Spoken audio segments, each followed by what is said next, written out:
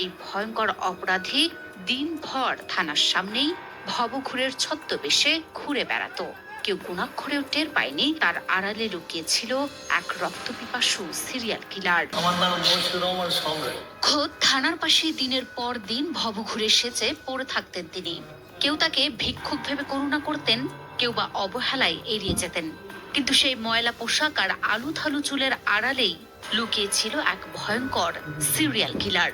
মাত্র 7 মাসে পুলিশের নাকের ডগা দিয়েই তিনি সেরে ফেলেছেন 6টি খুন।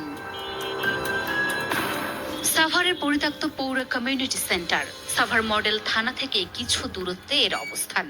এই স্থানটি এখন স্থানীয়দের কাছে একটি আতঙ্কের নাম। রোববার দুপুরে এই ভবনের 2য় তলা থেকে উদ্ধার হয় আগুনে পোড়া 2 নারীর মরদেহ। এ নিয়ে গত 4 মাসে একই স্থান থেকে মোট 5টি মরদেহ উদ্ধার করা হলো। প্রায় প্রতিটি হত্যাকাণ্ডের ধরন একই রকম হওয়ায় ধারণা করা হচ্ছিল এটি পরিকল্পিত কোনো চক্রের কাজ। কিন্তু এই জোড়া খুনের তদন্ত করতে গিয়েই বেরিয়ে আসে পিলে চমকানো সব তথ্য। খুনি কোনো পেশাদার অপরাধী নয়, কোনো চক্রও নয়, বরং থানার সামনেই ঘোরাঘুরি করা পরিচিত এক ভবঘুরে। নাম মশিউর রহমান খান সম্রাট। দিনের বেলাতেও যেখানে গা ছমছম করে, সেখানে গত 7 মাস ধরে নিজের কিলিং জোন বানিয়ে বসেছিল মশিউর রহমান খান সম্রাট। রবিবার জোড়া খুনের ঘটনার তদন্তে নেমে সিসিটিভি ফুটেজ বিশ্লেষণ করে পুলিশ। সেখানেই ধরা পড়ে সম্রাটের গতিবিধি। সিসিটিভি ফুটেজে দেখা যাচ্ছে অত্যন্ত নির্লিপ্ত ভঙ্গিতে চারপাশে তাকিয়ে লাশ কাঁধে নিয়ে যাচ্ছে সম্রাট। পুলিশ সূত্র জানায়, কমিউনিটি সেন্টারের আশেপাশের সিসিটিভি ক্যামেরার একটি ভিডিও হাতে পেয়েই তাৎক্ষণিকভাবে অভিযান চালিয়ে সম্রাটকে আটক করা হয়।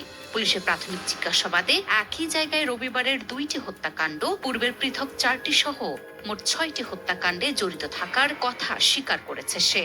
5টি মৃতদেহ আমরা গত কয়েকদিনে উদ্ধার করেছি গত 5 মাসের মধ্যে, এবং এছাড়াও আমাদের মডেল মসজিদের সামনে একটা মৃতদেহ উদ্ধার হয়। এই 6টি ঘটনায় জড়িত এক ব্যক্তিকে আমরা ইতিমধ্যে আইনের আওতায় নিয়ে এসেছি।